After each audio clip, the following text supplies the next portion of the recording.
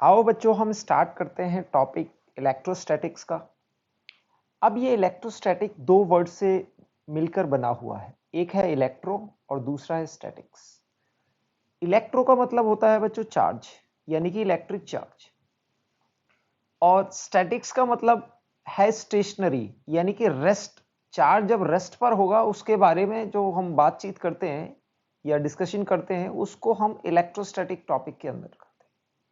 Electrostatic को कैसे define करते हैं? It is the branch of physics in which we study the property in characteristics of stationary charge.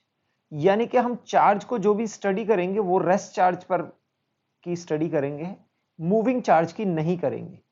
तो जो भी रेस्ट चार्ज की स्टडीज की जाती हैं उसकी प्रॉपर्टी, वो हम किस टॉपिक के अंडर करते हैं? इलेक्ट्रोस्टैटिक।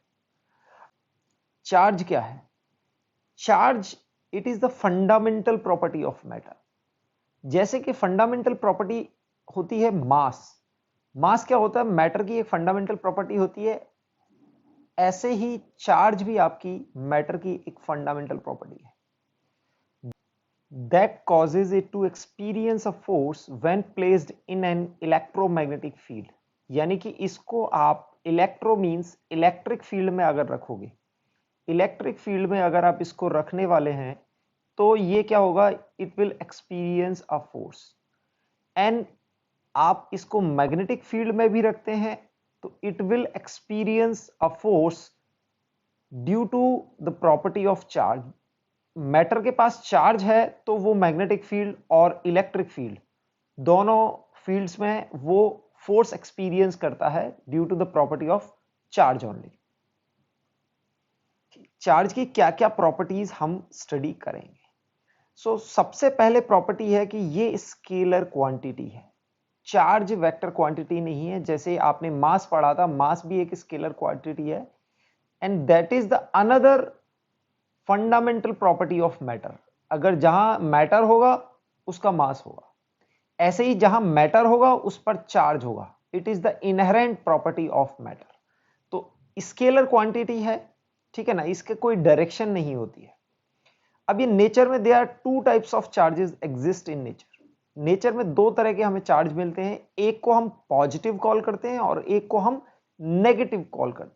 यानी कि दो चार्जेस हैं, एक को हमने नाम दे दिया है पॉजिटिव और एक को नाम दे दिया है नेगेटिव।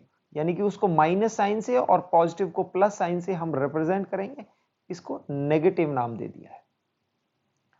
उसके बाद और क्या प्रॉपर्टी है? Two charges two like charges repel each other. यानी कि दो पॉजिटिव चार्ज को, लाइक चार्जेस एक जैसे चार्ज को हम साथ में ले आएंगे तो ये क्या करेंगे? एक दूसरे को रिपेल करेंगे, दूर भगाएंगे। And unlike charges attract each other. यानी कि अगर एक पॉजिटिव और एक नेगेटिव, यानी कि एक पॉजिटिव है एक नेगेटिव है, अनलाइक चार्जेस हो गए, तो ये एक दूसरे को अट्रैक्ट करेंगे। ये एक प्रॉपर्टी है। Next property is charge is quantized. बच्चों, चार्ज इज क्वांटाइज्ड क्या क्या मीनिंग है? इसको थोड़ा और डिटेल में हम बाद में देखेंगे कि चार्ज एक स्पेसिफिक नंबर में, मैं बोल दूंगा कि जो चेंज होता है वो स्टेप बाय चेंज होता है, कॉन्टिन्यूस चेंज नहीं हो सकता है। यानी कि चार्ज एक इंटीग्रल नंबर का फैक्टर होता है, यानी कि मल्टीपल होता है। चार्ज हमेशा ऐसे लिखा जाता है Q equals to N into e. जो भी चार्ज होगा वो integral, n belongs to integer, यानी कि क्या होगा? n क्या होगा? इंटीजर होगा, कभी फ्रैक्शन में नहीं हो सकता है। और e एक वैल्यू होती है, मैं आपको बताता हूं, 1.6 इंटू 10⁻19 कूलम है। ठीक है बच्चों, अब ये E क्या होती है इसके बारे में हम और डिटेल में बात करेंगे। E क्या होती है? E is the charge of, यानी कि smallest charge. E equals to 1.6 into 10⁻19। It is the smallest charge. It is the smallest charge that can be transferred from one particle to another, from one particle to another. यानी कि बच्चों एक particle से दूसरे particle पर जो transfer होने वाला चार्ज है वो स्मॉलेस्ट क्या होगा, 1.6 इंटू 10⁻⁻⁹। यानी कि इसके फैक्टर में, जैसे एक आपके पास बॉडी है ए और दूसरा पार्टिकल है बी, तो यहां पर अगर चार्ज ट्रांसफर हो रहा है तो या तो ई होगा या 2e होगा या 3e होगा या 4e होगा, यानी कि इसका इंटीग्रल मल्टीपल हमेशा ट्रांसफर होता है। इंटीग्रल मल्टीपल ट्रांसफर होता है तो इसके ऊपर जो चार्ज एक्वायर होगा वो हमेशा n इंटू ई होता है, यानी कि इसके मल्टीपल में ही होगा, फ्रैक्शन में नहीं हो सकता है। इसीलिए इसको बोलते हैं चार्ज इज क्वांटाइज्ड। क्वांटाइज मतलब इतनी क्वांटिटी है, इससे आप कम नहीं कर सकते हो, तो ये स्टेप्स में चेंज होता है, इसके लिए बोलते हैं कि चार्ज इज क्वांटाइज्ड। ठीक है ना, स्टेप्स में चेंज होता है, एक पर्टिकुलर वैल्यू का चेंज होता है, कॉन्टिन्यूस चेंज नहीं होता है। Next property is charge is relativistically invariant. बच्चों इसका क्या मीनिंग है? बच्चों mass is also a fundamental property of matter, but इसका क्या होता है, it is not relativistically invariant. जैसे ही किसी भी पार्टिकल की वेलोसिटी यानी कि वेलोसिटी ऑफ लाइट को अप्रोच करती है तो उसका मास ड्रास्टिकली इंक्रीज हो जाता है, यानी कि स्पीड के साथ मास इंक्रीज हो जाता है, बट चार्ज में मोशन के साथ कोई भी वेरिएशन नहीं आता। तो charge remains constant at rest और इट इज एट मोशन। तो यानी कि चार्ज की वैल्यू में कोई चेंज नहीं आता है इफ इट इज मूविंग और नॉट। अनलाइक जो मास है, मास आपका क्या होता है, वेलोसिटी के साथ चेंज हो जाता है, तो इट इज कॉल्ड रिलेटिविस्टिकली इनवेरिएंट। यानी कि आप किसी भी रेफरेंस फ्रेम से देखेंगे, यानी कि मूविंग रेफरेंस फ्रेम है या स्टेशनरी रेफरेंस फ्रेम है, किसी भी रेफरेंस फ्रेम से देखेंगे कि चार्ज की वैल्यू चेंज नहीं होगी। सेकंड आता है, उसके बाद आता है conservation of charge. Total charge in an isolated system remains constant. हम जैसे बोलते हैं charge can neither be created nor be destroyed. तो एक आइसोलेटेड सिस्टम में चार्ज क्या हो सकता है, it can be transfer from one particle to another particle, so it can not be destroyed. अगर आइसोलेटेड सिस्टम है तो इसका total charge will remain constant and it is called conservation of charge. जो हम इलेक्ट्रॉन को देखते हैं, electron particle होता है, शायद आपने एटॉमिक स्ट्रक्चर के बारे में आइडिया होगा। आपका न्यूक्लियस होता है, न्यूक्लियस में आपके प्रोटॉन और न्यूट्रॉन्स होते हैं और इलेक्ट्रॉन्स क्या होते हैं, दे revolve around the nucleus. So electron का जो चार्ज होता है वो नेगेटिव 1.6 इंटू 10⁻⁹ कूलम होता है, और प्रोटॉन का जो चार्ज होता है वो इसके एग्जैक्टली इक्वल होता है बट पॉजिटिव होता है, 1.6 इंटू 10⁻⁹ कूलम हम अप्रॉक्स लिख देते हैं इसको। ठीक है, तो ये हम पॉजिटिव लेंगे, और इलेक्ट्रॉन और प्रोटॉन के देखो मास में डिफरेंस होता है लेकिन charge exactly equal and opposite होता है। अब इसके बाद देखते हैं हम unit of charge. SI unit में हम चार्ज की यूनिट लेते हैं कूलम, उसको कैपिटल सी से भी रिप्रेजेंट करेंगे, और सीजीएस यूनिट में ईएसयू इलेक्ट्रोस्टैटिक यूनिट, इसको स्टैट कूलम ऑफ फ्रैंकलिन के नाम से भी जानते हैं, ये सीजीएस यूनिट होती है। और कन्वर्जन फैक्टर अगर हम देखें तो 1 कूलम में 2.99 इंटू 10⁹ अप्रॉक्स 3 इंटू 10⁹ ESU यानी कि इलेक्ट्रोस्टैटिक यूनिट्स इतने होंगे, यानी कि एक सीजीएस, एक एसआई यूनिट में इतनी सीजीएस यूनिट्स होंगे। चार्जिंग ऑफ ए बॉडी, आगे हम देखते हैं चार्जिंग ऑफ बॉडी, यानी कि एक बॉडी कैसे चार्ज हो सकती है। सो एक बॉडी को चार्ज करने के लिए there is always a transfer और मोशन ऑफ इलेक्ट्रॉन्स। इलेक्ट्रॉन्स को electrons only, okay. So it is almost impossible to transfer proton.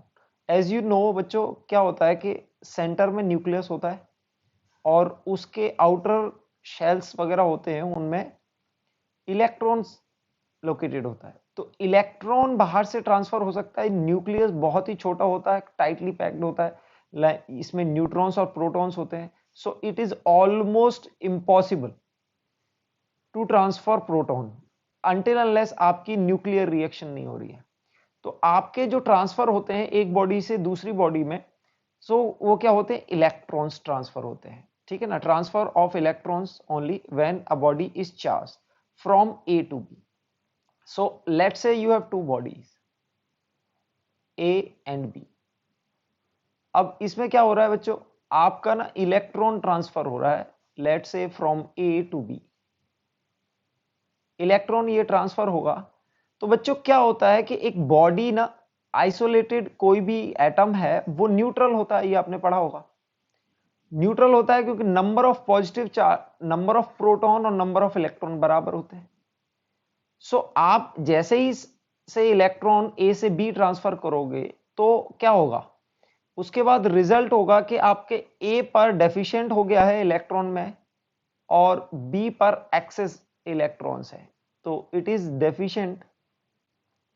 deficient in electrons and it is excess in electrons. so यहां पर आप देखेंगे कि नंबर ऑफ प्रोटॉन ज्यादा हो गए हैं और नंबर ऑफ इलेक्ट्रॉन कम हो गए। तो इस पर नेट चार्ज पहले कि जितना पॉजिटिव था उतना ही नेगेटिव था, अब इस पर थोड़ा सा नेगेटिव कम हो गया है। तो अब क्या होगा कि यहां पर पॉजिटिव चार्ज ज्यादा होगा तो नेट इस पर क्या हो गया, पॉजिटिव चार्ज हो गया। जो इलेक्ट्रॉन के डेफिशिएंट होगा वो पॉजिटिवली चार्ज हो जाएगा और जिस पर एक्सेस इलेक्ट्रॉन हो गए, मतलब यहां पर इलेक्ट्रॉन ज्यादा हो गए और प्रोटॉन कम हो गए, यानी कि पॉजिटिव चार्ज कम हो गया। तो टोटल नेट चार्ज अगर इस पर देखेंगे तो वो कैसा आ जाएगा, नेगेटिव। तो किसी भी बॉडी पर अगर नेगेटिवली चार्ज है तो उस पर क्या होगा, एक्सेस ऑफ इलेक्ट्रॉन होंगे, यानी कि number of electrons will be more than number of protons. अगर कोई बॉडी पॉजिटिवली चार्ज है तो उस पर क्या होगा, number of electrons is less than number of protons. तो जब प्रोटॉन ज्यादा होंगे इलेक्ट्रॉन से तो वो बॉडी पॉजिटिवली चार्ज होगी, और जहां पर इलेक्ट्रॉन्स ज्यादा होंगे प्रोटॉन्स से तो वो बॉडी नेगेटिवली चार्ज हो। तो क्या हुआ, इलेक्ट्रॉन के ट्रांसफर से अगर बी से ए ट्रांसफर हुआ होता तो बी पॉजिटिव चार्ज हो जाता और ए कैसा हो जाता, नेगेटिव चार्ज होगा, ठीक है ना। तो कभी भी जो भी चार्ज एक्वायर करेगी एक बॉडी तो वो क्या होगा, either it will be loss of electron और it will be gain of electron.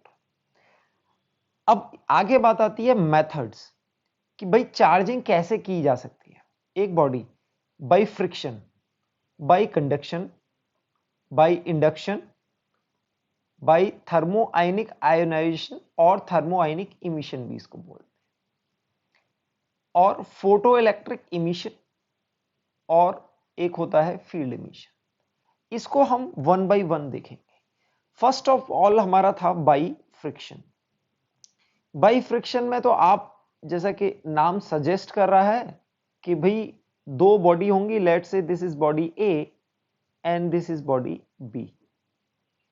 अब this is body A, this is body B. अब बी को आप लेके रब करेंगे, रब करने से क्या होगा कि there is a transfer of electron due to rubbing. तो यहां पर ट्रांसफर ऑफ इलेक्ट्रॉन हो जाएगी। It's not necessary, it not necessary कि ए से बी पर ही जाए, इट कैन बी पॉसिबल कि बी से ए पर भी आ सकता है, ठीक है ना। So it is let's say B. So by rubbing there is a transfer of electrons, transfer of electrons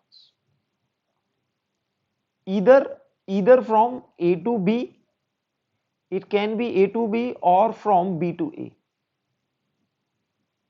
It depends कि ये किस पर निर्भर करता है कि भाई एक ना इलेक्ट्रॉन एफिनिटी होती है कि भाई इसको इलेक्ट्रॉन कितने अच्छे बाइंड कर रखे हैं और इसने कितने अच्छे बाइंड कर रखे हैं। जिसने ज्यादा मजबूती से पकड़ रखे होंगे तो वो क्या होगा, इलेक्ट्रॉन को इतनी आसानी से छोड़ेगा नहीं, वो दूसरे से ले लेगा, वो रिलेटिव आ जाती है। यानी कि ये बड़ा पहलवान एक छोटा पहलवान, तो वो क्या होगा, बड़ा पहलवान छीन लेगा छोटे पहलवान से।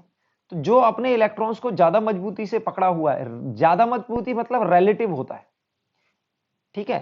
तो तो एक बड़ा पहलवान है, एक छोटा पहलवान, तो ये इन दोनों को रब करेंगे तो ये क्या होगा, हो सकता है ये, तो इनमें से कौन ज्यादा स्ट्रांगली बाइंड कर रहा है अपने इलेक्ट्रॉन्स को, इट डिपेंड्स, ठीक है ना। आपके इलेक्ट्रॉन ए से बी भी जा सकते हैं और बी से ए भी जा सकते हैं, तो रबिंग से क्या हुआ कि ट्रांसफर ऑफ इलेक्ट्रॉन्स हुआ, ठीक है ना। इट कैन बी पॉसिबल कि भाई यहां ए से बी गए और अगर आपने कोई पार्टिकल ले लिया सी, ठीक है, और ये पार्टिकल ले लिया आपने ए और ये था आपका बी, अगर आप ए और बी को रब कर रहे हैं तो ए से बी पर जा रहे हैं, ठीक है। तो इसका मतलब क्या हुआ कि यहां पर इलेक्ट्रॉन बहुत स्ट्रांगली बाइंड कर रखे हैं, स्ट्रांगली बाइंड है, ठीक है। और अगर आप ए और सी को रब कर रहे हैं, ए और सी को रब कर रहे हैं, लेट्स अज्यूम कि इलेक्ट्रॉन अब ए से नहीं जा रहे हैं, सी से ए पर जा रहे हैं, इट मींस कि सी के जो इलेक्ट्रॉन्स हैं they are loosely bound than the electrons bind to the A, यानी कि अब इन दोनों में इसकी स्ट्रेंथ ज्यादा है और इसकी स्ट्रेंथ, ये वीक है और ये स्ट्रांग है, और इसमें ये ज्यादा डबल स्ट्रांग होगा, ठीक है। तो इसमें सबसे ज्यादा डबल स्ट्रांग कौन सा हुआ, बी हुआ, फिर उससे कौन सा हुआ, ए हुआ, और फिर कौन सा हुआ, सी हुआ, ठीक है ना। तो ये रिलेटिव स्ट्रेंथ पर काम करती है कि कंपैरिजन विद सी ए में कितने अच्छे बाइंड है, ठीक है ना, कंपैरिजन विद बी ए में कितने अच्छे बाइंड। अच्छा, अगर हमारे पास ऐसे दे रखा है ए बी और सी, हम देखते हैं कि ए से बी पर ट्रांसफर हो रहा है और सी से ए पर ट्रांसफर हो रहा है, तो आप बता सकते हो बी और सी में किस पर ट्रांसफर होंगे। ऑब्वियसली ये वीक था कंपैरिजन टू ए, और ए किसके कंपैरिजन में, बी के कंपैरिजन वीक है, तो सबसे ज्यादा स्ट्रांग हमारा वी हुआ, तो इलेक्ट्रॉन कहां से ट्रांसफर होंगे, सी से बी पर ट्रांसफर होंगे। तो ये होता है चार्जिंग बाय फ्रिक्शन। इसके बाद चार्जिंग आता है चार्जिंग थ्रू कंडक्शन। कंडक्शन में क्या होता है बच्चों, कंडक्शन में हमारे पास कंडक्शन में हमारे पास मेटल्स लाइक मटेरियल होते हैं, तीन टाइप के मटेरियल होते हैं, कंडक्टर्स होते हैं और एक सेमीकंडक्टर्स भी होते हैं, सेमीकंडक्टर्स, और थर्ड टाइप होते हैं इंसुलेटर्स। आगे वाले चैप्टर्स में इनको हम डिटेल में पढ़ेंगे, बट यहां पर प्रॉपर्टी क्या होती है कि यहां पर इलेक्ट्रिक करंट उसमें से कंडक्ट हो सकता है, ठीक ना। The good conductor of electricity are called conductors. ये they are neither conductors nor insulators, perfectly नहीं होते हैं, in certain condition they conduct electricity.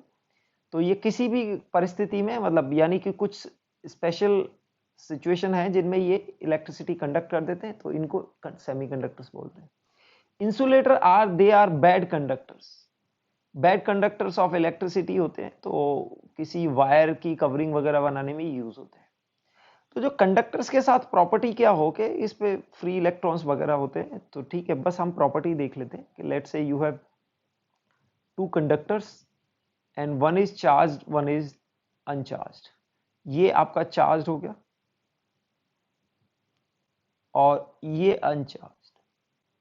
अब क्या करेंगे कि अगर आपका चार्ज कंडक्टर है, चार्ज कंडक्टर को if you bring near to the, यानी कि आप अनचार्ज कंडक्टर को यहां से, इस अनचार्ज कंडक्टर को उठा के अब चार्ज से टच कर देते हैं, तो क्या होगा, इफ यू टच, यहां पर इसको टच कर देते हैं तो they will acquire, on touching they both will acquire, यानी कि इसका जो चार्ज है वो ट्रांसफर हो जाएगा,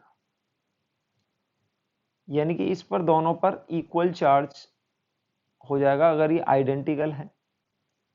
तो कुछ चार्ज ए से, यानी कि this was A and this was B, यहां क्या हुआ, ए से बी पर ट्रांसफर होगा। अब बच्चों आप देखोगे कि मैंने बोला था पॉजिटिव चार्ज तो ट्रांसफर होता नहीं है, तो यहां पॉजिटिव चार्ज कैसे ट्रांसफर होगा, ठीक है ना। तो आप ये देखेंगे इस पर बहुत सारा पॉजिटिव चार्ज था, यानी कि इस पर बहुत इलेक्ट्रॉन की कमी थी, तो इसमें क्या होगा कि कुछ इलेक्ट्रॉन यहां से यहां आ जाएंगे, कुछ इलेक्ट्रॉन यहां से आ जाएंगे, तो बहुत कमी थोड़ी कम कमी में हो जाएगी। सपोज करो ये डेफिशिएंट था 10 इलेक्ट्रॉन से और ये क्या है, न्यूट्रल है, तो इसके 5 इलेक्ट्रॉन इसके पास उठ के आ गए, तो ये डेफिशिएंट हुआ 5 इलेक्ट्रॉन से, तो इसका चार्ज कितना हो गया 5 हो गया, और इसके पास कितना, सॉरी ये डेफिशिएंट था 10 इलेक्ट्रॉन से, तो अब 5 इधर आ गए तो 5 से डेफिशिएंट हुआ, तो अब इसका चार्ज +5 हो गया, और यहां से इलेक्ट्रॉन जब ट्रांसफर करें तो इसके पास भी +5 की डेफिशिएंसी होगी, ठीक है ना। तो ये क्या करता है कि भाई इसकी कमी को थोड़ा सा ये भर देता है, तो उसकी वजह से ये पॉजिटिव चार्ज एक्वायर कर सकता है, ठीक है ना। अगर इस पर नेगेटिव चार्ज होता तो एक्सेस ऑफ इलेक्ट्रॉन होते, तो ये कुछ अपने इलेक्ट्रॉन इसको शेयर कर देता, तो अपने इफेक्टिवली इसका नेगेटिव चार्ज कम हो जाता, थोड़े से चार्ज को ये शेयर कर लेता। कंडक्टिंग में क्या होता है, शेयरिंग होती है, चार्ज की शेयर कर लेते हैं दूसरे से, ठीक है। तीसरा बच्चों जो आता है वो आता है इंडक्शन। इंडक्शन भी क्या होता है, कंडक्टर्स के अंदर ही होता है बाय इंडक्शन।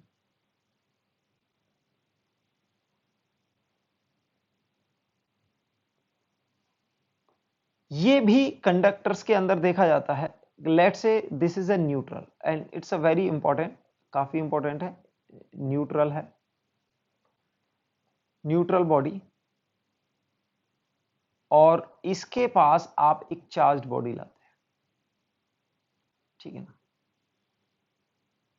चार्ज बॉडी लाते हैं, let's say this is a charge, ठीक है। अब क्या होता है कि ये जो न्यूट्रल बॉडी है it is a conductor, conductor के साथ ही ये प्रॉपर्टी होगी, इंसुलेटर्स वगैरह में नहीं होगी। तो यहां पर देखेंगे कि ये कंडक्टर है, इसके पास एक चार्ज बॉडी ला रहे हैं, तो क्या होता है कि जो इलेक्ट्रॉन्स होते हैं ना they are very freely movable, यानी कि फ्री मूव कर सकते हैं विद इन द कंडक्टर। तो कंडक्टर की ऐसी प्रॉपर्टी होती है उसमें इलेक्ट्रॉन बहुत फ्रीली मूव कर सकते हैं, ठीक है ना। तो जैसे ही एक हम पॉजिटिव चार्ज लाएंगे तो यहां से क्या होता है कि इस पर जो इलेक्ट्रॉन्स होते हैं वो पोलराइज हो जाते हैं, यानी कि आपने ये देखा राइट साइड में कुछ इलेक्ट्रॉन कंसंट्रेशन बढ़ जाएगी, तो क्या होगा, लेफ्ट से इलेक्ट्रॉन मूव होकर राइट के साइड चले गए with in the surface only, ठीक है। तो यहां पर क्या होगा कि एक इफेक्टिवली पॉजिटिव चार्ज जनरेट हो जाएगा, यहां एक विद इन दी बॉडी एक पॉजिटिव चार्ज, तो ये क्या होगा, इसको बोलते हैं पोलराइजेशन। पोलराइजेशन हो गया, पोलराइजेशन मतलब क्या हो गया कि थोड़ा सा पार्टीशन हो गया अंदर ही अंदर, मतलब इसमें एक्चुअल ट्रांसफर नहीं हुआ, नेगेटिव इधर चला गया, पॉजिटिव इधर चला गया। अब बच्चों ये देखने की वजह कि इधर नेगेटिव आ गया इधर पॉजिटिव आ गया, तो ये बॉडी एक दूसरे को अट्रैक्ट करने लग जाती है, यानी कि इंडक्शन की वजह से पोलराइजेशन हुआ, पोलराइजेशन की वजह से इस पर इफेक्टिवली या नेगेटिव चार्ज हुआ, तो इस बॉडी को लगेगा कि कुछ यहां ज्यादा नेगेटिव है और ये बॉडी पॉजिटिव है, तो एक दूसरे को अट्रैक्ट करने लग जाएंगी। तो कंडक्टर में क्या होता है कि अगर एक आपके पास चार्ज बॉडी है और एक अनचार्ज्ड है, तो ये होगी चार्ज्ड और ये होगी अनचार्ज्ड, तो ये चार्ज बॉडी अनचार्ज बॉडी को अट्रैक्ट करने लग जाएगी, और ये प्रॉपर्टी सिर्फ कंडक्टर्स के अंदर होगी। तो चार्ज बॉडी जब अनचार्ज बॉडी के पास लाएंगे तो यहां पोलराइजेशन हो जाएगा, इसको बोलते हैं चार्जिंग बाय इंडक्शन, और ये यहां ऑपोजिट चार्ज एक्यूमुलेट होगा और ऑपोजिट चार्ज अट्रैक्ट करने लग जाएंगे एक दूसरे को। तो ये मेथड होता है charging by induction. You have three bodies A, B और सी, ठीक है। आपको गिवन है A and B are charged, A and B are charged, मतलब चार्ज है, नेचर नहीं बताया हुआ है, and A is positively charged, positive charge, ठीक है ना। So it is given that A and B attract, A और B अट्रैक्ट करते हैं, ठीक है। B और C में भी अट्रैक्शन है और C और A में भी अट्रैक्शन है। सो ये अट्रैक्ट कर रहे हैं, ये भी अट्रैक्ट कर रहे हैं, और ये पेयर भी अट्रैक्ट कर रहे हैं, ठीक ना। ए और बी चार्ज है और ए पॉजिटिवली चार्ज है। सो आपने क्या निकालना है, हमने निकालना है कि find the charge, nature of charge on D, nature of charge on B and C, B और सी पर नेचर ऑफ चार्ज निकाल।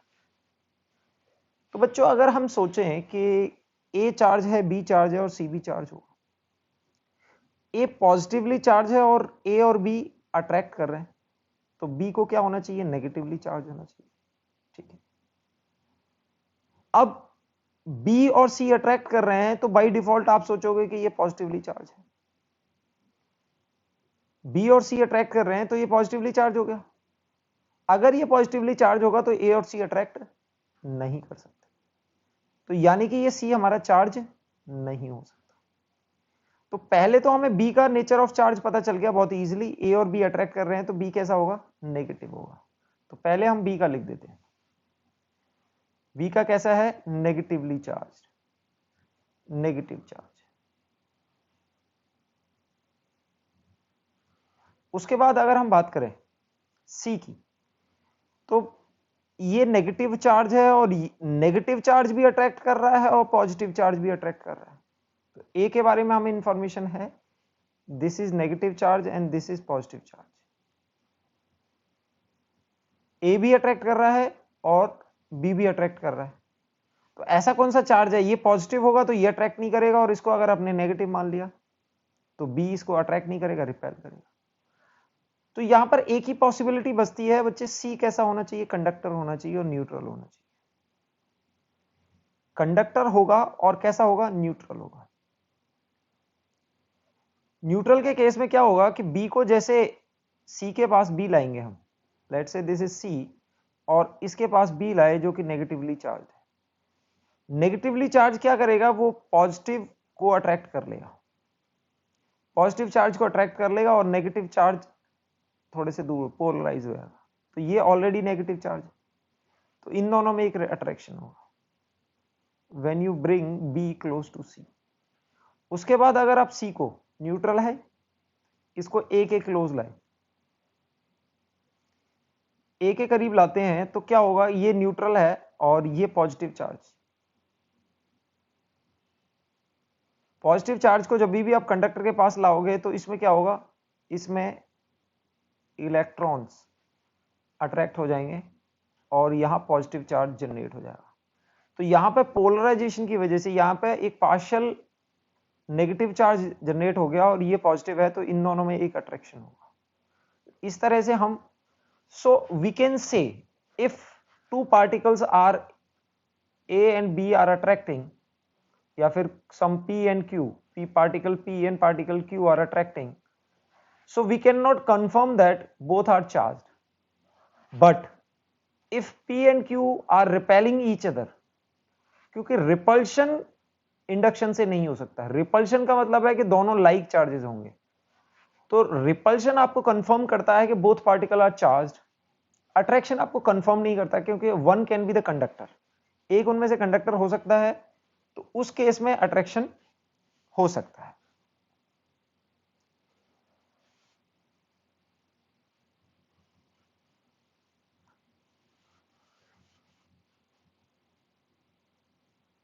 नेक्स्ट हमारा आता है,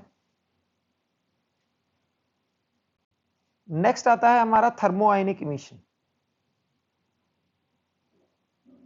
थर्मो मतलब कहीं ना कहीं हीट से रिलेटेड है, थर्मोआयनिक इमिशन या आयोनाइजेशन बोल देते हैं इसको।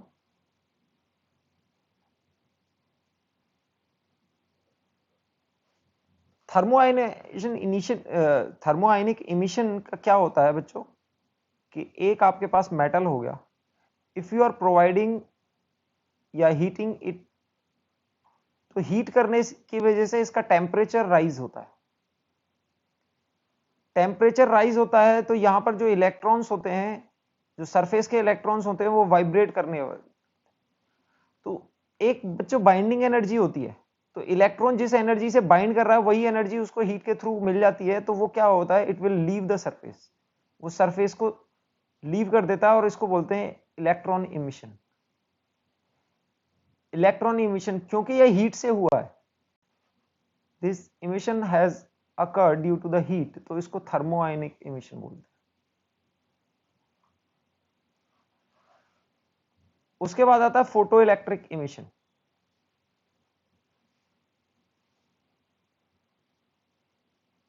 Photo electric emission.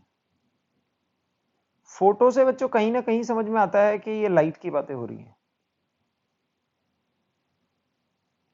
अब towards the and 12th class के एंड में फोटो इलेक्ट्रिक इफेक्ट पढ़ेंगे, या 11th क्लास में आप केमिस्ट्री में फोटो इलेक्ट्रिक इफेक्ट पढ़ते हैं। तो उसमें क्या होता है, a light is incidented on a metal, एक मेटल प्लेट पर लाइट इंसिडेंट करते हैं। लाइट इंसिडेंट होने की वजह से यहां पर लाइट से, फोटोन से कुछ इलेक्ट्रॉन को एनर्जी मिलती है और इट लीव्स द सरफेस। तो ये इमिशन अकर होता है and it is due to the light. Light से इमिशन अकर जो होता है इलेक्ट्रॉन्स का, ठीक है, तो उसको फोटो इलेक्ट्रिक इमिशन बोलते हैं। उसके बाद एक होता है फील्ड इमिशन।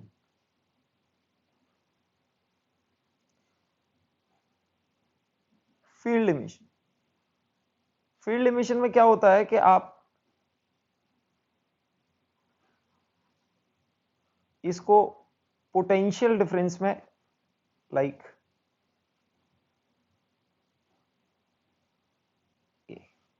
अपने इलेक्ट्रोड से इसको कनेक्ट कर देते हैं, दिस इज योर मेटल। तो यहां पर फील्ड जनरेट हो जाता है, यहां पर बहुत स्ट्रॉन्ग इलेक्ट्रिक फील्ड जनरेट हो जाता है। ये इलेक्ट्रिक फील्ड जनरेट होता है। इलेक्ट्रिक फील्ड जनरेट होने की वजह से क्या होता है कि ये पुल करता है, यहां पर जो इलेक्ट्रॉन्स हैं इलेक्ट्रिक फील्ड उनको बाहर की तरफ पुल करेगा। और इलेक्ट्रिक फील्ड की इतनी ज्यादा स्ट्रेंथ होती है कि वो उसको, जो उसका मेटल ने उसको बाइंडिंग कर रखी है, उसको भी वो ओवरकम करके उसको out of the metal surface वो पुल कर लेता है। तो ये काफी स्ट्रॉन्ग इलेक्ट्रिक फील्ड होता है, इसको बोलते हैं field emission due to the strong electric field. तो इस टाइप से हमने इलेक्ट्रॉन का इमिशन हो सकता है। So photo electric emission, field emission और थर्मोआयनिक इमिशन हम लेटर चैप्टर्स में पढ़ते हैं। इस क्वेश्चन में हमें दिया हुआ है to spheres of same metal are taken, one is given positive charge q, another is given same but negative charge, which sphere will have higher mass।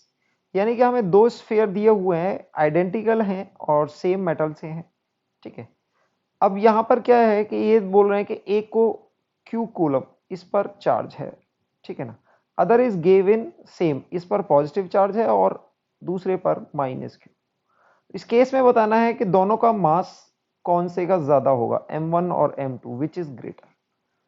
तो इस केस में हम कह सकते हैं, देखो वैसे तो आइडेंटिकल है, मेटल वाइज तो आइडेंटिकल है इन एवरी एस्पेक्ट, बट हम ये बोल सकते हैं नेगेटिवली चार्ज, जब ये स्फीयर नेगेटिवली चार्ज हुआ होगा तो इस पर क्या होगा, इलेक्ट्रॉन एक्सेस होंगे, एक्सेस इलेक्ट्रॉन होंगे और यहां पर इलेक्ट्रॉन डेफिशिएंट होंगे। यानी कि हम बोल सकते हैं number of electrons on negatively charged sphere, negatively charge sphere पर क्या होंगे, ज्यादा होंगे, greater than number of electrons, ठीक है, number of electrons on positively charge sphere. तो यहां पर कहीं ना कहीं एक्स्ट्रा इलेक्ट्रॉन की वजह से तो क्या होगा, यहां पर नेगेटिवली चार्ज जो होगा, नेगेटिवली चार्ज स्फीयर का मास ज्यादा होगा, स्फीयर विल हैव हायर मास।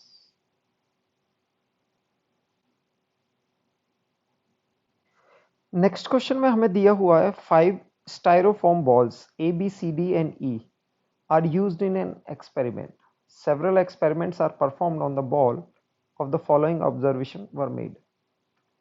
यानी कि आपको 5 स्टाइरोफॉर्म की बॉल दी हुई है और कई सारे एक्सपेरिमेंट किए और यहां ये ऑब्जर्वेशन दे रखे हैं आपको। बॉल ए रिपेल्स, यानी कि ए और सी रिपेल करते हैं और ए बी को अट्रैक्ट करता है, ठीक है। D attracts B and no effect on E. A negatively charge rod, एक नेगेटिवली चार्ज रॉड है, वो दोनों को अट्रैक्ट करती है, ए को और ई को, ठीक है। अब इसमें एक इंफॉर्मेशन दी हुई है, for your information, electrically neutral styrofoam ball is very sensitive to charge induction. यानी कि कंडक्टर की तरह स्टायरोफॉर्म पर भी इंड्यूस्ड चार्ज हो सकता है, और इंडक्शन की वजह से, चार्ज इंडक्शन की वजह से न्यूट्रल भी अट्रैक्ट हो सकता है। If it is placed by near by charge body, what are the charges, यानी कि हमें चार्जेस निकालने हैं, आप बॉल्स पर क्या चार्जेस। बच्चों सबसे ज्यादा इंफॉर्मेशन, सबसे स्ट्रेट फॉरवर्ड हमें थर्ड लाइन में दे रखी है। यहां पर बताया हुआ है कि negatively charge rod, negatively charge rod है ये आपको, और ये किसको अट्रैक्ट कर रही है, ए को और ई को। ठीक है, ए और ई, अभी इंफॉर्मेशन हमारे पास। तो अगर देखो ए और सी रिपेल कर रहे हैं, तो हम फॉर श्योर बोल सकते हैं ए और सी पर चार्ज तो है, यानी कि ये हो गया हमारा बी और ये हो गया C, and this is D. We are for sure हम ये बोल सकते हैं कि ये दोनों रिपेल कर रहे हैं, तो रिपल्शन क्या होता है, चार्ज की श्योरिटी होती है, तो हम यहां बोल सकते हैं कि ये दोनों चार्ज होंगे। अब ये नेगेटिव चार्ज दोनों को अट्रैक्ट कर रहा है, तो ये कैसे चार्ज होंगे, हमें इन्हीं यहां मिल जाता है कि ये पॉजिटिव होगा और ये भी पॉजिटिव। ठीक है, ये इंफॉर्मेशन मिल जाता है। अब सेकंड लाइन में इंफॉर्मेशन क्या बोलता है कि A repels C but attracts B. अब ये बी को अट्रैक्ट करता है। अब बी कैसा हो सकता है, आपका न्यूट्रल भी हो सकता है और नेगेटिवली चार्ज भी हो सकता है, तो हमें बी के बारे में इंफॉर्मेशन ज्यादा नहीं मिलती है। अब ये देखो, बॉल डी अट्रैक्ट्स बी। अब बॉल और डी में बीच में अट्रैक्शन होता है, but has no effect on E. तो इसका इंफॉर्मेशन ये है कि अगर डी और ई का, अगर if you bring them close, इनमें कोई इफेक्ट नहीं होता। ठीक है ना। तो देखो, अगर दोनों चार्ज होते तो रिपल्शन अट्रैक्शन कुछ होता। ठीक है, एक चार्ज होता, एक न्यूट्रल होता, तो भी रिपल्शन अट्रैक्शन होता, क्योंकि इंड्यूस चार्ज है। तो ये इंफॉर्मेशन जो ball B attracts B, sorry ball D attracts B and has no effect on E, ये हमें काफी इंफॉर्मेशन देती है। ई पर इन दोनों में कुछ भी नहीं होता, ना तो अट्रैक्शन होता है ना रिपल्शन होता है। तो यहां से हम कंक्लूड कर सकते हैं, क्या कंक्लूड कर सकते हैं कि भाई ये इस पर न कोई चार्ज है, न डी पर चार्ज है, न ई पर चार्ज है, यानी कि ये दोनों न्यूट्रल है। तो देखो चार का अब आ गया है हमारे पास। देखो लास्ट इंफॉर्मेशन ने हमें ये दोनों चार्ज दिए, और सिर्फ इतनी इंफॉर्मेशन ने हमने डी और ई के बारे में इंफॉर्मेशन। अब बचा बी, तो बी तो हम पहले से निकाल सकते हैं, ए रिपेल सी अट्रैक्ट्स बी, बी को ये अट्रैक्ट करता है ना। और डी, डी भी बी को अट्रैक्ट करता है। देखो न्यूट्रल किसी को अट्रैक्ट कर रहा है, तो न्यूट्रल, तो ये न्यूट्रल तो नहीं होगा, यानी कि बी चार्ज होगा। बी पॉजिटिव चार्ज होता तो ए इसको अट्रैक्ट ना करता, तो ए और बी का भी अट्रैक्शन है, तो हमें बी का चार्ज मिल जाता है नेगेटिव। तो आप देख सकते हैं कि ऐसे हम कंक्लूड कर सकते हैं कि ए बी सी और डी का क्या चार्ज होगा। तो हम बोल सकते हैं कि ए और सी पर पॉजिटिव होगा, बी नेगेटिव, और डी और ई कैसे होंगे, न्यूट्रल होंगे। बच्चों नेक्स्ट टॉपिक है हमारा कूलम्स लॉ। कूलम्स लॉ को इनवर्स स्क्वायर लॉ भी बोलते हैं, और ये लॉ एक्सपेरिमेंटल है, यानी कि थियोरेटिकली ये डेराइव किया हुआ नहीं है, ये एक्सपेरिमेंट के थ्रू उन्होंने डेराइव किया है। It quantifies the amount of force between two stationary and electrically charge point particles. यानी कि दो चार्ज पॉइंट पार्टिकल्स के बीच में, लेट से दिस इज Q1 और Q2, इनके बीच में जो अट्रैक्शन और रिपल्शन फोर्स है, उसके मैग्नीट्यूड के बारे में बताता है Coulomb's. Electric force between the charge bodies at rest is called Coulomb's force. कई बार जो इलेक्ट्रिक फोर्स ऑफ रिपल्शन और अट्रैक्शन होता है, उसको कूलम फोर्स के नाम से भी जाना जाता है, due to Coulomb's law given.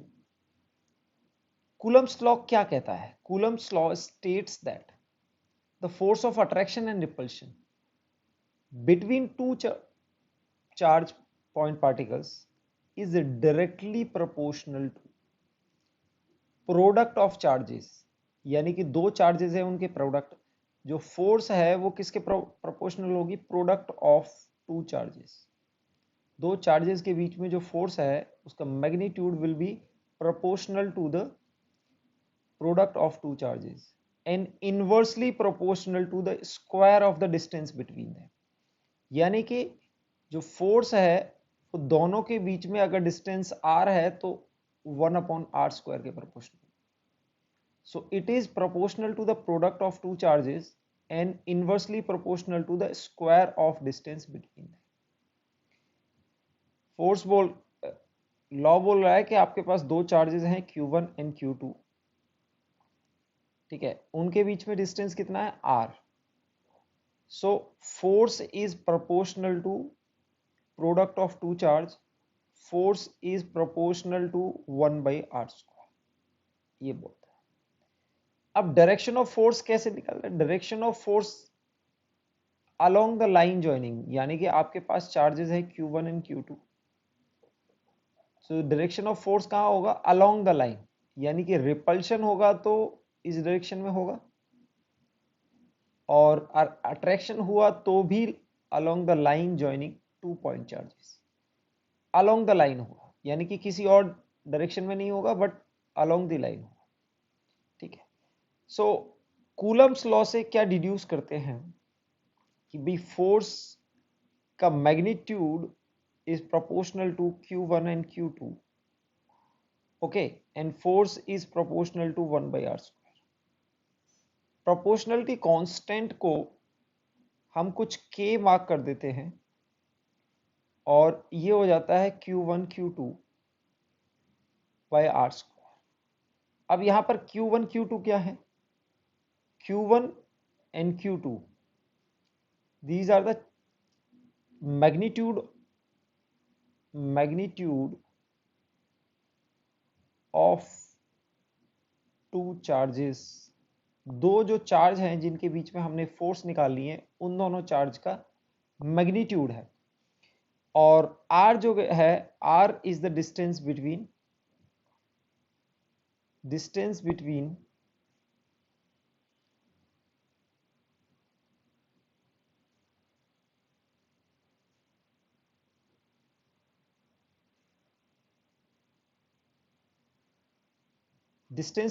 Two point charges है। r क्या है, distance between two point charges.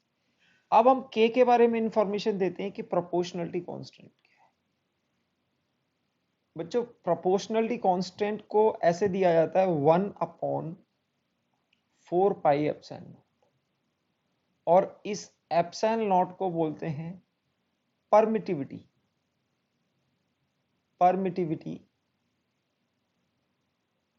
Of vacuum, ठीक है, क्योंकि ये जो फोर्स है this force depends on the medium.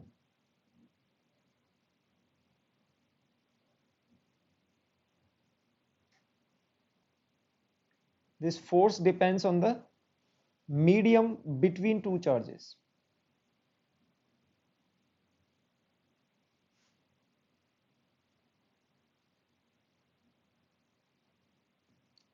So ये जो कूलम फोर्स हम बोल रहे हैं, कूलम्स लॉ जिस बोल रहे हैं उसमें फोर्स का जो मैग्नीट्यूड है ये कहीं ना कहीं मीडियम पे डिपेंड करता है।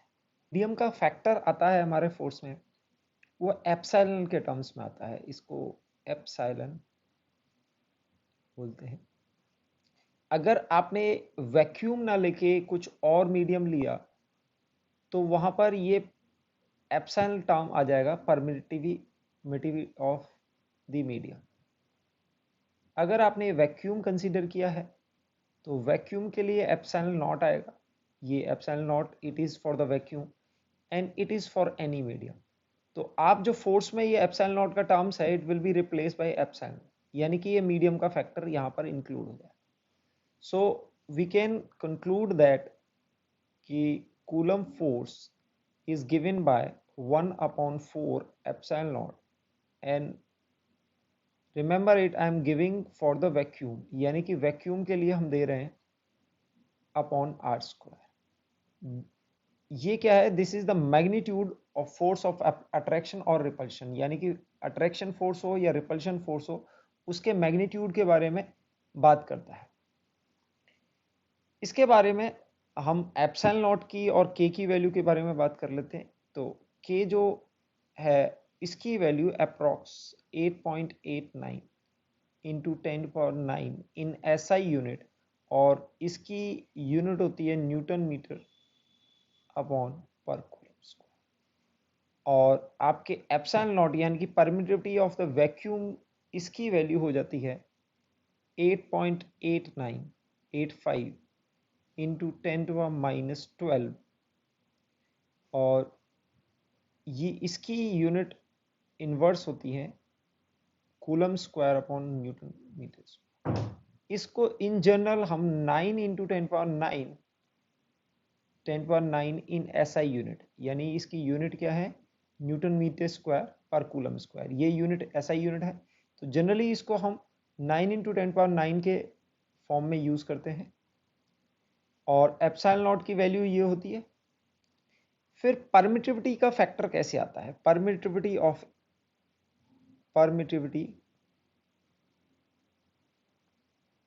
अ medium. Permittivity of a medium is given by epsilon. एक टर्म होता है रिलेटिव परमिटिविटी, ई क्या होता है, permittivity of the medium upon permittivity of the मैग। तो इसको मैं permittivity of the medium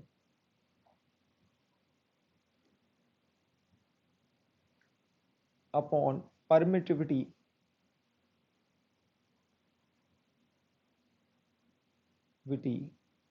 of vacuum, vacuum की परमिटिविटी से डिवाइड कर देंगे तो हमें एक फैक्टर मिल जाएगा। तो हमारे कोई भी मीडियम होता है उसकी परमिटिविटी वैक्यूम की परमिटिविटी से ज्यादा होती है।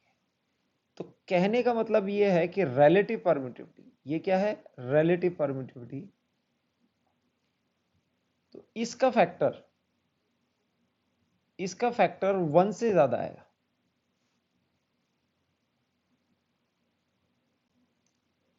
रिलेटिव परमिटिविटी, इसकी वैल्यू क्या आएगी, it must be greater than 1। तो आप relative permittivity into epsilon not अगर करेंगे तो आपको परमिटिविटी ऑफ द वैक्यूम मिलेगी। तो अगर आपको किसी की रिलेटिव परमिटिविटी दे रखी है तो आपने उससे वैक्यूम की परमिटिविटी मल्टीप्लाई करके आपको मीडियम की परमिटिविटी मिल जाएगी। और कूलम फोर्स में क्या चेंज आएगा, कूलम फोर्स को आप लिख सकते हो 1/4 अगर किसी मीडियम में तो epsilon Q1 Q2 over are square. यहां पर ये एनी इन एनी मीडियम ये चेंजेस कर देंगे हम। और यहां पर जो एप्सिलॉन है, this is the permittivity of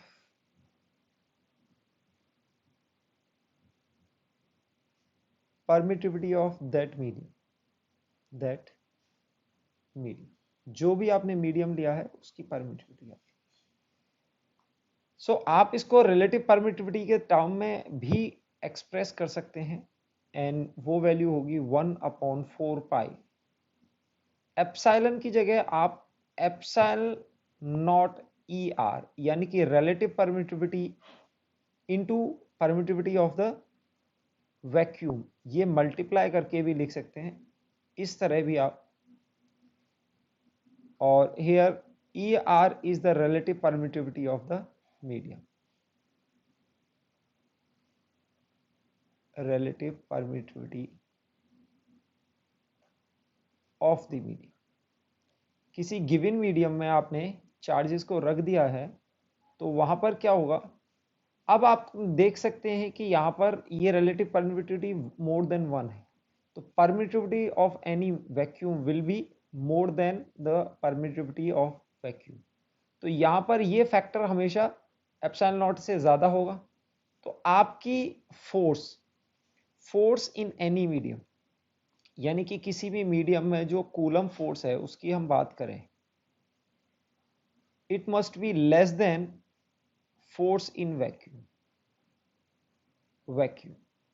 keeping the distance and charge same. आप q1 q2 और nr को कांस्टेंट ले रहे हो, यानी कि you are not changing the value of distance and charges. Distance को भी नहीं चेंज कर रहे हैं और चार्ज को भी नहीं चेंज कर रहे हैं, तो सेम सिचुएशन अगर आप सेम सिचुएशन किसी मीडियम में बनाते हैं तो वहां पर फोर्स कम होगी रेदर देन वैक्यूम में जो फोर्स एक्सपीरियंस होगी वो ज्यादा होगी और किसी मीडियम में जो फोर्स एक्सपीरियंस होगी वो कम होगी.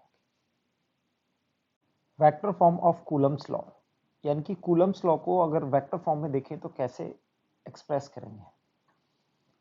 तो सबसे पहले हमने मैग्नीट्यूड देखा. कूलम्स लॉ जो बात करता है वो मैग्नीट्यूड ऑफ फोर्स की बात करता है, लेकिन इंपॉर्टेंट पॉइंट ये है कि जो कूलम फोर्स होती है that is along the line joining two point charges.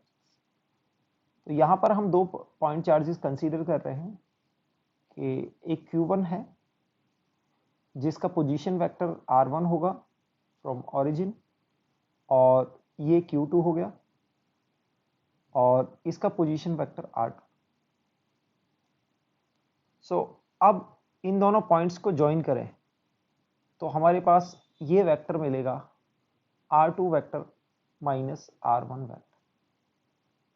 So this is the distance between these two point charge particle. इन चार्ज पार्टिकल के बीच में ये डिस्टेंस होगा. So this is the in vector form. Okay, so ये यहाँ पे vector form में मिल जाता है. हमने क्या निकालना है, देखो फर्स्ट ऑफ ऑल हम एक्सप्रेस करेंगे F21. ये क्या रिप्रेजेंट करता है, this is the force on charge 2, यानी कि charge Q2 due to charge 1 that is due to charge Q1. Charge Q1 Q2 पर कितना फोर्स लगा रहा है, यानी कि हमने किस पर फोर्स निकालनी है, Q2 पर फोर्स निकालनी है. सो अगर इसके मैग्नीट्यूड की बात करें बच्चों, इसके मैग्नीट्यूड की बात करें तो हम लिख सकते हैं it's proportional to product of two charges और K प्रोपोर्शनलिटी कांस्टेंट हो, और आता है r स्क्वायर यानी कि डिस्टेंस के स्क्वायर. डिस्टेंस के स्क्वायर अगर आप देखेंगे, डिस्टेंस पहले तो डिस्टेंस की बात आती है, तो डिस्टेंस को हम लिख सकते हैं r2 vector minus r1 vector, यानी कि आप ये देख सकते हैं ये वेक्टर इस पॉइंट से इस पॉइंट, इस वेक्टर का अगर मैग्नीट्यूड ले लें हम, मॉडुलस यानी कि मैग्नीट्यूड, तो हमें क्या देगा, this is the distance between two. और अगर इसके स्क्वायर करें तो हमें इसके मैग्नीट्यूड का स्क्वायर करना होगा. सो ये वैल्यू अगर हम r स्क्वायर को रिप्लेस कर सकते हैं तो हमें क्या मिल जाएगा, मैग्नीट्यूड. मैग्नीट्यूड मिलने के बाद हम जो बात करेंगे वो डायरेक्शन की बात करेंगे कि इसको वेक्टर फॉर्म में कैसे एक्सप्रेस किया जाए जिसमें हमें फोर्स का डायरेक्शन भी मिल जाए. तो आइए देखते हैं. यहां पर आप देखेंगे कि दोनों चार्जेस को मैंने पॉजिटिव माना हुआ है, यहां पर साइन नहीं ले रहे हैं, ठीक है. दोनों चार्जेस को पॉजिटिव माना हुआ है तो ये रिपल्सिव फोर्स होगी that will be in this direction along the line joining, यानी कि जो फोर्स का डायरेक्शन वेक्टर होगा, यानी कि F21 कैप, यानी कि direction vector will be equals to R21 R1, इसका मॉडुलर, इसका क्या होगा, यूनिट वेक्टर, यानी कि इस वेक्टर को इसके मॉडुलस से अगर हम डिवाइड कर दें तो यूनिट वेक्टर. तो ये F21 की क्या है बच्चों, F21 यानी कि फोर्स ऑन 2 ड्यू टू 1 का डायरेक्शन वेक्टर है, और वो डायरेक्शन किधर होगा, इधर होगा. तो इसको किसके रूप में, इसके यूनिट वेक्टर के फॉर्म में रिप्रेजेंट किया हुआ है ये, ठीक है. तो ये हमें डायरेक्शन दे देता है और ये हमें मैग्नीट्यूड दे देता है. तो हम नेट हम कैसे लिख सकते हैं, हम आप देखो इसको ऐसे लिखा जा सकता है, this can be written as F21 vector can be written as F21 का magnitude into direction, direction is F21 cap. तो मैग्नीट्यूड आप ऊपर से रिप्लेस करोगे which is equal to Q1 Q2 और आर स्क्वायर की जगह आप ये R2 vector minus R1 vector कि मॉडुलस का होल स्क्वायर। ये बच्चों ये क्या आ जाता है, ये आता है हमारे पास मैग्नीट्यूड F21। अब इसके डायरेक्शन वेक्टर को अगर मल्टीप्लाई करेंगे तो डायरेक्शन वेक्टर के लिए we have to multiply this R2 minus R1 vector और यूनिट वेक्टर के लिए हमके इसके मॉडुलस से डिवाइड करना। इसको और सिंप्लीफाई में आप डिनोमिनेटर में देख सकते हैं, ये पूरा मैग्नीट्यूड है। सो F21 यानी कि force on charge Q2 due to charge Q1 will be given by K Q1 Q2 और direction vector will be R2 vector minus R1 vector over R2 minus R1 का होल क्यूब। इस तरह देख सकते हैं। So this is the vector form. तो आपको ये वेक्टर में आ गया है, यानी कि you have 2 point charge Q1 and Q2। आपको Q2 पर अगर फोर्स निकालनी है तो आपने क्या करना है, K Q1 Q2 divide by position vector of 2 minus position vector of 1। इसका क्या करेंगे, मॉडुलस लेंगे और इसका क्यूब और यहां पर R2 vector minus R1 vector से मल्टीप्लाई कर देंगे। ये मल्टीप्लाई कर देंगे तो ये हमें क्या मिल जाएगा, वेक्टर फॉर्म में F21 मिल जाएगा, F21 मिलेगा। तो इस तरह से हम इसका वेक्टर फॉर्म निकाल सकते हैं।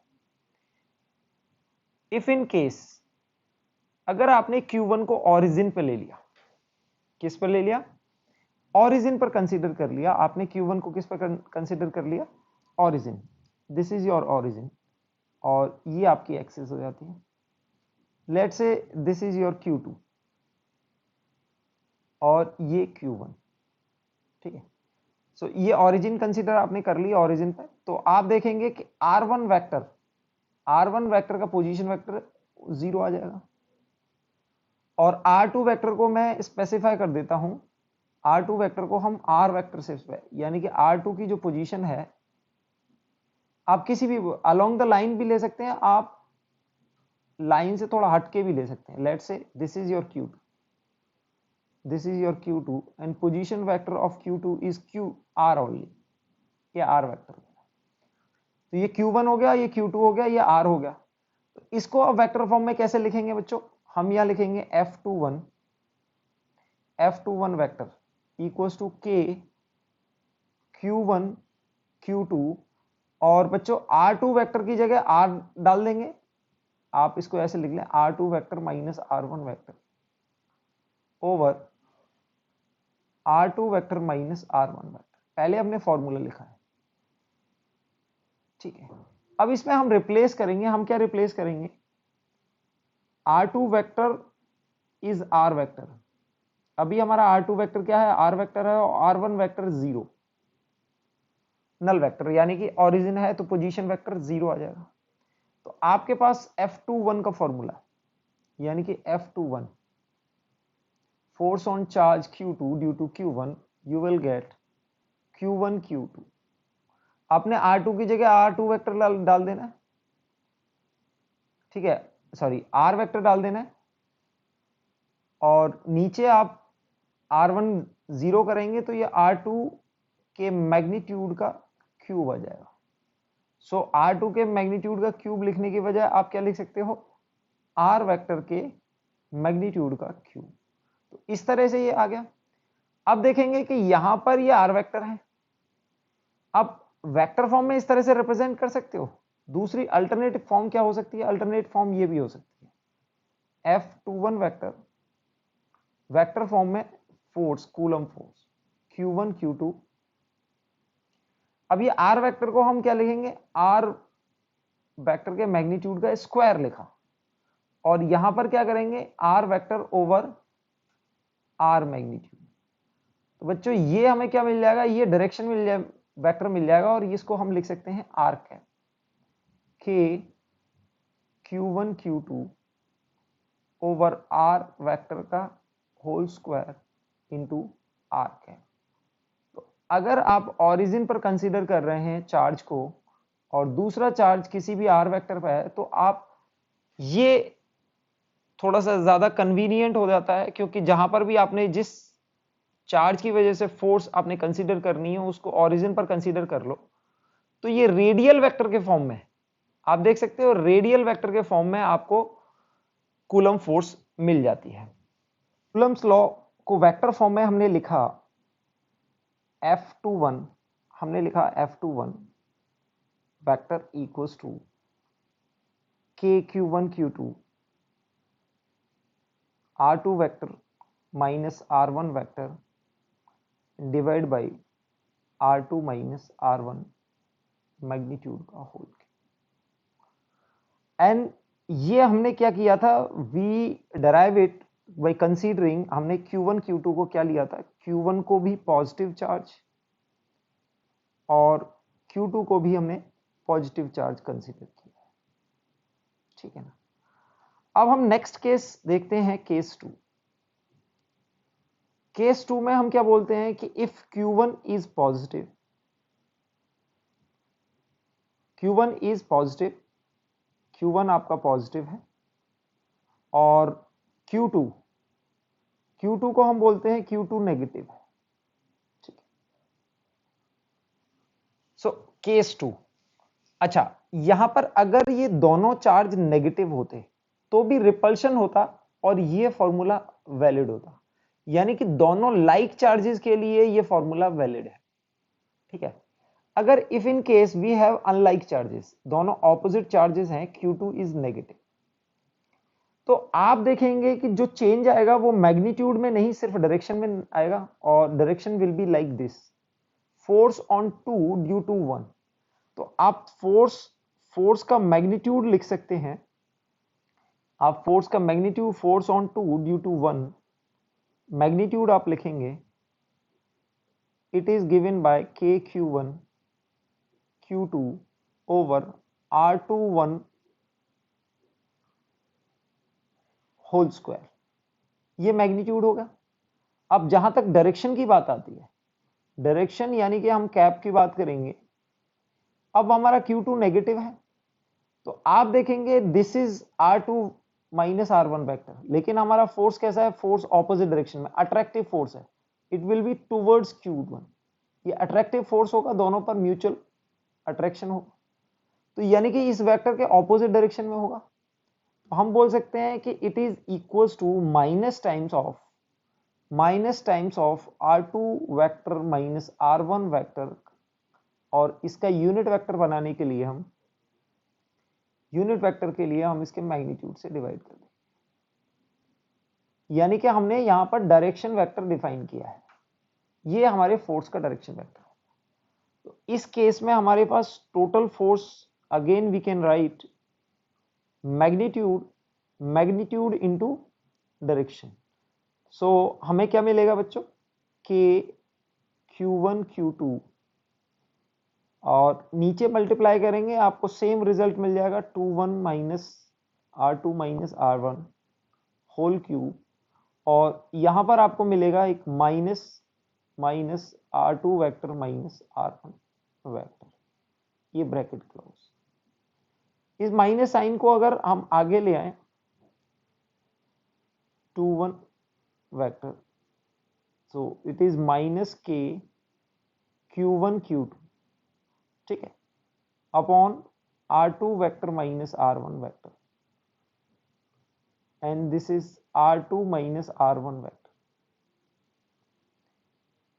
फॉर द टाइम बीइंग आप R2 vector minus R1 vector को हम R21 वेक्टर से रिप्लेस करते हैं, नोटेशन चेंज कर देते हैं, ठीक है। सो आपके पास फाइनली जो आएगा, इसको हम थोड़ा सा रीअरेंज करके ऐसा लिख देते हैं, Q1 हमारा पॉजिटिव है और माइनस साइन को इनकॉर्पोरेट कर देते हैं, यानी कि Q2 के साथ लगा देते हैं, और ये क्या हो गया, R2 minus R2 minus R1 को हम R21 भी लिख सकते हैं, R2 R1 और नीचे R2 R1 का मैग्नीट्यूड का होल क्यूब, ये आ जाएगा।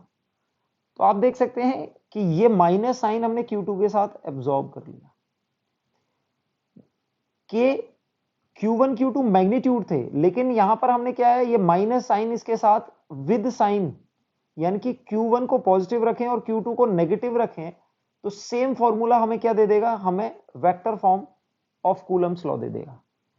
सो आपने कूलम्स लॉ में क्या करना है, you have to put Q1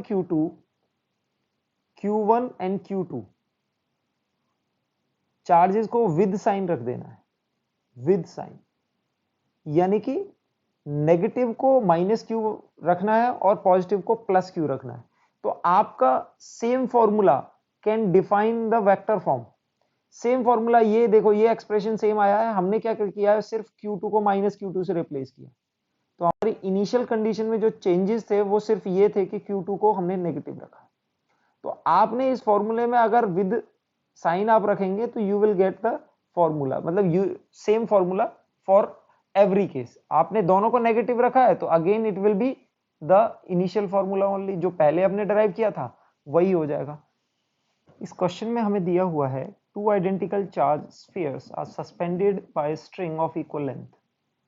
The string makes an angle of 30 degree with each other when suspended in a liquid of 0.8 gram per centimeter cube in a density of this. Angle remains same. What is the dielectric constant of liquid? Density of sphere is this. इस question में दिया हुआ है कि आपके पास एक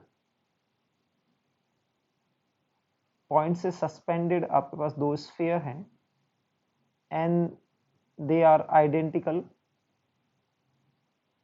okay, and this string of equal length, ये length दोनों की इक्वल है, string makes an angle of 30 degree with each other, तो यानी कि ये इंक्लिनेशन आपका 30 डिग्री है। when suspended, स्फीयर की डेंसिटी हम रो से रिप्रेजेंट कर देते हैं और रो की वैल्यू आपको दे रखी है 1.6 ग्राम पर सेंटीमीटर क्यूब। ओके, सो अब इनको क्या होता है कि दे बोथ आर चार्ज्ड, यहां पर Q और यहां पर Q। अब आप देख सकते हैं कि चार्ज होने की वजह से एक रिपल्सिव फोर्स आएगी इसमें, और ग्रेविटी की वजह से इसमें एक डाउनवर्ड फोर्स आएगी, और ये रिपल्सिव फोर्स इस डायरेक्शन में, और टेंशन आप देख सकते हो इस डायरेक्शन में आएगी। ओके, सो हम कह सकते हैं कि ये 30 डिग्री है और ये एंगल कुछ 15 डिग्री होगा, तो ये भी 15 डिग्री होगा, ये एंगल भी 15 डिग्री।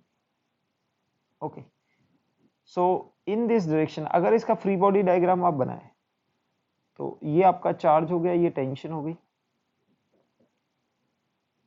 ये आपकी ग्रेविटेशनल फोर्स mg हो गई, और ये आपकी इलेक्ट्रोस्टैटिक फोर्स हो गई, इसको mg बोल देते हैं, और ये टेंशन। एंगल ये आपको 15 डिग्री दे रखा है, तो हम इसको कंपोनेंट रिजॉल्व करके हम बोल सकते हैं कि t tan थीटा, ये sorry t cos theta equals to mg, cos theta equals to mg, t sin theta equals to electrostatic. दोनों को डिवाइड करेंगे तो अपने पास tan थीटा की वैल्यू आ जाएगी, tan theta equals to electrostatic force over mg। Okay, अब यहां पर क्या होता है कि इसको एक 0.8 ग्राम पर सेंटीमीटर क्यूब डेंसिटी के लिक्विड में पूरे सेटअप को डिप कर देते हैं। डिप करने की वजह से बच्चों क्या चेंजेस आएगा, क्योंकि स्फीयर है और लिक्विड में डिप करेंगे तो एक बायोंट फोर्स आता है जो कि अपवर्ड डायरेक्शन में आएगा, एक एक्स्ट्रा बायोंट फोर्स आएगा। ठीक है, तो बायोंट फोर्स होने की वजह से m, ये आपका mg रिड्यूस हो जाता है, तो आपका इफेक्टिव mg है ना व्हेन सस्पेंडेड, तो आपने when suspended in liquid condition क्या होगी कि आपका एंगल चेंज नहीं होता है, यानी कि ये आपका tension will remain at this angle only 15 degree और इलेक्ट्रोस्टैटिक फोर्स इस डायरेक्शन में होगा। ये आपका अब यहां पर m प्राइम जी हो जाएगा, यानी कि एम जी को हमने m प्राइम जी है तो इफेक्टिव जो वेट है वो कम हो जाएगा। This is effective weight. Effective weight क्या होता है? mg minus buoyancy, mg minus buoyancy. अब इसको आप वॉल्यूम के टर्म्स में भी लिख सकते हो, mg माइनस बायोन्सी को, और इसको, अच्छा एंगल यहां पर चेंज नहीं होता। Again we will take the component, यहां पर आप कंपोनेंट लेंगे तो t sin theta you will get, आपको मिल जाएगा इलेक्ट्रोस्टैटिक फोर्स के बराबर, और t cos थीटा अगेन आपको मिल जाएगा इफेक्टिव ग्रेविटेशनल फोर्स।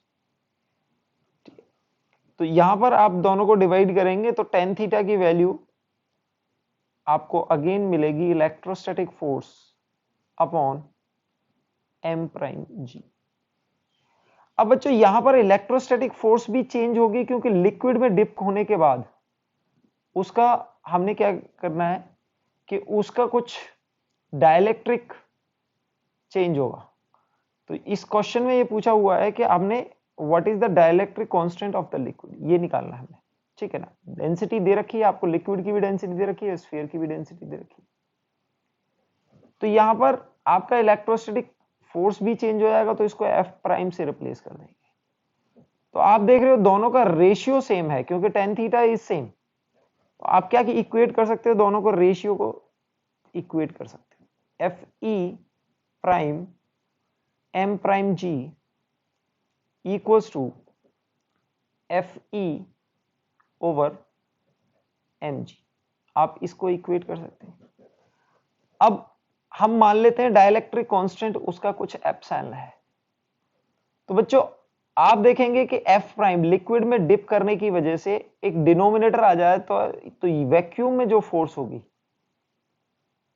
उसको एप्सिलॉन से डिवाइड करेंगे, इस टाइप से होगी, क्योंकि इस फैक्टर से जब भी वैक्यूम से किसी मीडियम में हम शिफ्ट करेंगे सेटअप को, तो इस फैक्टर से आपकी फोर्स रिड्यूस हो जाएगी। और हम बोल सकते हैं कि एफ अपॉन एफ प्राइम, यानी कि ये आ जाएगा RHS में mg अपॉन m प्राइम जी, और सॉरी LHS में ये आ जाएगा और RHS में ये आ जाएगा F E prime. F E upon F E prime की वैल्यू हो जाएगी एप्सिलॉन, ठीक है। LHS में आप mg को m रख दे, g से g कैंसिल हो जाएगा, ठीक है, इसको mg रख देंगे और ये नीचे mg माइनस बायोन्सी होगा। तो आप mg को कॉमन ले लेंगे और ये एप्सिलॉन आ जाएगा। तो आप mg को अगर कॉमन लेंगे तो ये आपको मिल जाएगा 1 upon 1 minus buoyancy upon mg, ये मिल जाएगा। अब बायोन्सी को हम डेंसिटी के टर्म्स में लिख सकते हैं, ठीक है। देखो बायोन्सी को हम लिख सकते हैं density of liquid in volume of the sphere into g, और पूरे टोटल वेट को हम लिख सकते हैं density of the sphere into volume of liquid into g. Buoyancy over mg का टर्म आपको मिलेगा density of liquid upon density of sphere, ये टर्म मिल जाएगा। तो इस टर्म को हम कहां रिप्लेस कर देंगे, यहां पर रिप्लेस कर देंगे। तो एप्सिलॉन की वैल्यू आप कैलकुलेट करने के लिए you will get epsilon equals to 1 upon 1 minus rho upon sigma, ये आ जाएगा, ठीक है। अब रेसिप्रोकल लेके आप इसको सॉल्व कर देंगे, आपको मिल जाएगा क्रॉस मल्टीप्लिकेशन से 1 अपॉन रो इक्वल्स टू, या फिर हमें डाइलेक्ट्रिक कांस्टेंट निकालना था, ये तो डाइलेक्ट्रिक कांस्टेंट हमें डायरेक्ट मिल जाएगा। तो यहां से हमें डायरेक्ट मिल जाएगा 1 माइनस डेंसिटी ऑफ लिक्विड आपको दी हुई थी 0.8, और डेंसिटी ऑफ स्फीयर आपको दे रही थी 1.6, तो आपको देखेंगे तो ये 1/2 आ जाएगा। So you will gate 1 minus 1/1 minus 1/, ये क्या होगा, ये रिलेटिव परमिटिविटी होगी। कूलम्ब्स लॉ पढ़ने के बाद हम एक सिचुएशन देखते हैं। लेट्स से आपके पास एक चार्ज दिया हुआ है Q1 और इससे कुछ R1 डिस्टेंस पर Q2 है और R2 डिस्टेंस पर Q3। सो जो हमारे कूलम्ब्स लॉ की लिमिटेशन है वो 2 पॉइंट चार्जेस के बारे में बात करता है, वो मल्टीपल चार्जेस के बारे में बात नहीं करता है। अगर हमारे पास सिस्टम ऑफ चार्जेस आ जाता है, यानी कि मोर देन 2 चार्जेस है, सो मोर देन 2 चार्जेस के लिए हम कूलम्ब्स लॉ कुछ नहीं कहता है। So we have to apply the principle of superposition. Principle of superposition convey करता है कि if you want to find the net force on Q1, यानी कि आपको Q1 पर टोटल फोर्स निकालनी है, तो Q1 पर जो टोटल फोर्स होगी तो हम बोल सकते हैं F on 1, तो हम बोल सकते हैं F on 1 ड्यू टू 2 और बोल सकते हैं F on 1 ड्यू टू 3। अब F on 1 ड्यू टू 2 निकालने के लिए हमें क्या करना पड़ेगा, देखो ये चार्ज आने की वजह से इनके फील्ड में कुछ फील्ड होता है, एक इलेक्ट्रिक फील्ड, उसमें कुछ चेंजेस तो आते हैं, लेकिन प्रिंसिपल ऑफ सुपरपोजिशन क्या कहता है कि यू नेग्लेक्ट दिस, आप इसको भूल जाओ, आप सिर्फ इन दोनों का निकालो, क्योंकि इसकी प्रेजेंस से आपको कुछ भी नहीं देखना है, आपने सिर्फ इन दोनों की इंडिविजुअल फोर्सेस देखनी। फोर्स ऑन 1 ड्यू टू 2, सो आप देख सकते हैं इसका डायरेक्शन ये होगा, फोर्स ऑन 1 ड्यू टू 2। फिर दूसरा टर्म आता है फोर्स ऑन 1 ड्यू टू 3, यानी कि 1 पर 3 से लगाई गई फोर्स वो इस डायरेक्शन में होगी, फोर्स ऑन 1 ड्यू टू 3। तो नेट फोर्स ऑन 1 कितनी होगी, F13 plus F12। So we can say net force on charge Q1 will be the vector sum of all forces, sum of forces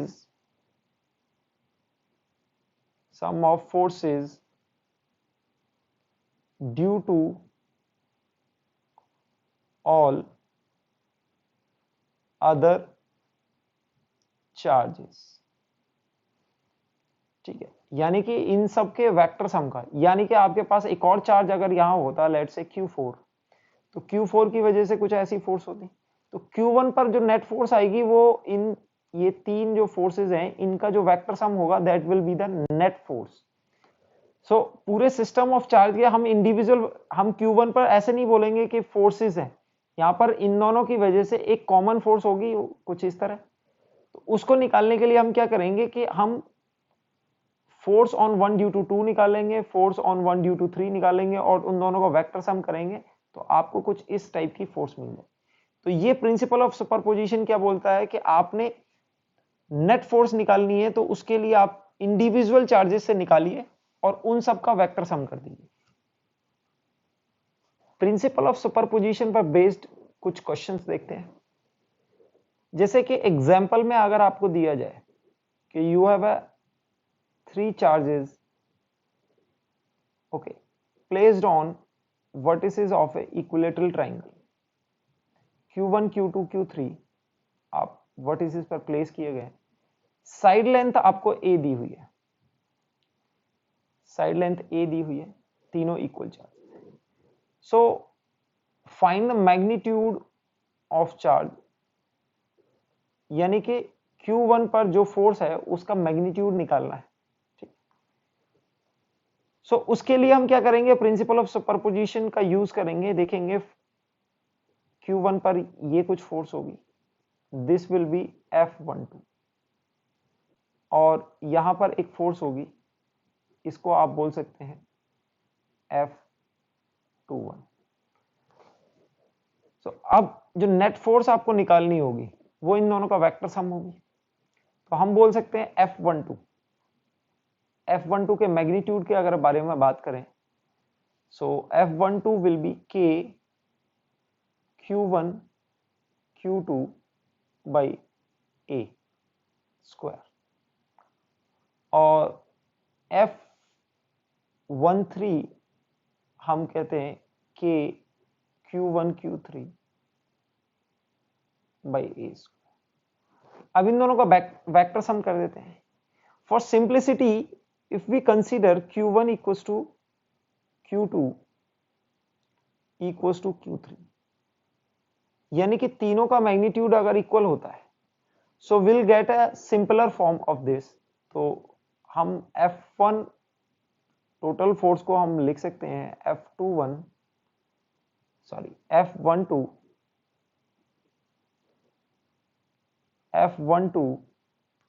plus F13 ये लिख सकते हैं।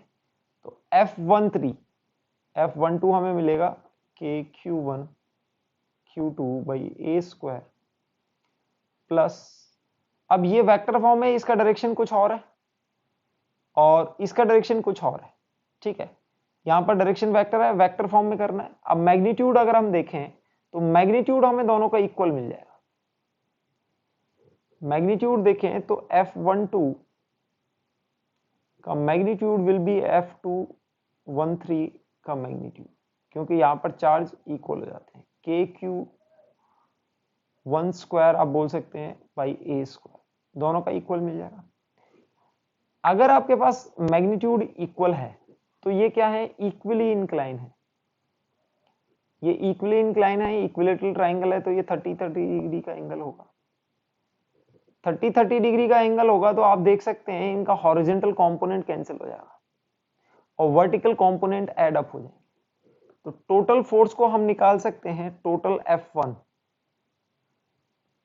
Equals to F12 cos 30 plus F13 cos 30।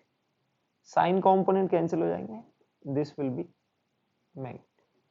Okay, अब इन दोनों का equal है तो हम सीधे बोल सकते हैं 2 times KQ1 square by A square, cos 30 की वैल्यू √3/2 लिख सकते हैं।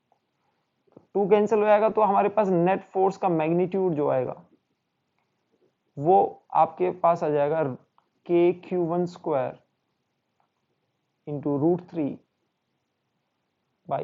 स्क्वायर।